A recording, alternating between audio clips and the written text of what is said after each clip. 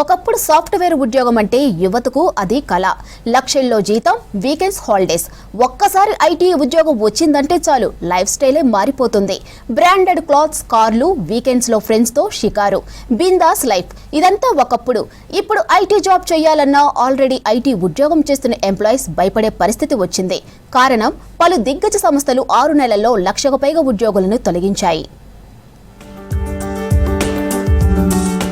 Software సంస్థల్లో layoffs పర్వం కొనసాగుతోంది. 6 నెలల్లో దాదాపు 1,00,000కు పైగా ఉద్యోగులని తొలగించాయి దిగ్గజ ఐటీ కంపెనీలు.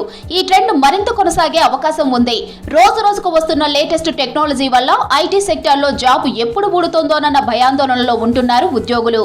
ఇక ఐటీ హబ్ గా పేరున్న హైదరాబాద్ లోని ఇదే కొనసాగే అవకాశం ఉందంటున్నారు ఐటీ ఎక్స్పర్ట్స్. గతంలో కోవిడ్ ఎఫెక్ట్ అన్ని రంగాలపై చూపించింది. 2022లో ఒక్క ఐటీ సెక్టార్లోనే దాదాపు 1,65,000, 2023లో 2 లక్షల పైన ఐటీ ఉద్యోగులను సంస్థలు తొలగించాయి. దీంతో చాలా మంది ఇబ్బందుల్లో పడ్డారు. రోజు రోజుకు వస్తున్న టెక్నాలజీ వల్ల ఉద్యోగాలు పోతూనే ఉన్నాయి. క్రాస్ కటింగ్ పేరుతో గత ఏడాది దాదాపు 1,00,000 మందిని ఆయా సంస్థలు తీసేస్తే, ఇప్పుడు ఆటోమేషన్, ఆర్టిఫిషియల్ ఇంటెలిజెన్స్, రీసెషన్ వల్ల ఈ ఏడాదిలో గడిచిన 4 నెలల్లోనే దాదాపు 70,000 ఉద్యోగాలు పోయాయి. లేఆఫ్ల్లో ఎక్కువగా బాధితులుగా మిగిలేది దిగువ స్థాయి ఉద్యోగులే. కానీ వీరితో పాటు పై స్థాయి అంటే ఎక్కువ ప్యాకేజీలు ఉండే వాళ్లను సైతం ఆయా సంస్థలు తీసేస్తున్నట్లు సమాచారం. ఆటోమేషన్, ఏఐ సంక్షోభం కారణంగా చేపట్టే కాస్ట్ కటింగుల్లో మొదట బలయ్యేది వీరే. ఎంట్రీ లెవెల్ ప్రోగ్రామర్లు, సాఫ్ట్వేర్ టెస్టర్లు అధికంగా ఉంటారు. వీరి స్థానాలను ఏఐ భర్తీ చేస్తుంది. కోడింగ్, డీబగ్, సాఫ్ట్వేర్ ఆప్టిమైజేషన్ వంటి పనులన్నీ పూర్తి సామర్థ్యంతో అతి తక్కువ ఖర్చుతో ఏఐ ద్వారానే చేపడతారు.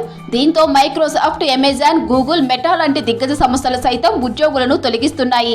తమ యొక్క స్కిల్స్ ఏవైతే ఉన్నాయో అప్గ్రేడ్ చేసుకోవడము, రీస్కిల్ అనేది ఏదైతే అంటామో ఎప్పటికప్పుడు చేసుకున్నట్లయితేనే ఈ యొక్క కష్టకాలం నుంచి బయటపడడానికి ఆస్కారం ఉంది. ఎందుకంటే గతంలో ఒక సాంకేతిక పరిజ్ఞానం వస్తే కనీసం ఒక 5 సంవత్సరాలు మార్కెట్లో ఉండేది. కానీ ఈరోజు అతి స్వల్పకాలంలో 1 సంవత్సరం లోపే ఆ సాంకేతిక పరిజ్ఞానం పాతదైపోయి కొత్తది మార్కెట్లోకి వస్తుండడం, ఉపాధి రంగంలో, వివిధ ఐటీ రంగంలో కావచ్చు, సేవా రంగంలో కావచ్చు, వారందరూ కూడా ఈ యొక్క అవకాశాలను అందిపుచ్చుకోవాలంటే అప్డేట్ కావాల్సిన అవసరము కనబడుతోంది.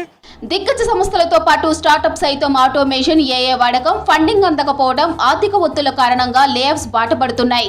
INC 42 డేటా ప్రకారం ఈ ఏడాదిలో ఇప్పటి వరకు 3,600 మందికి పైగా ఉద్యోగులను స్టార్టప్లు తొలగించాయి.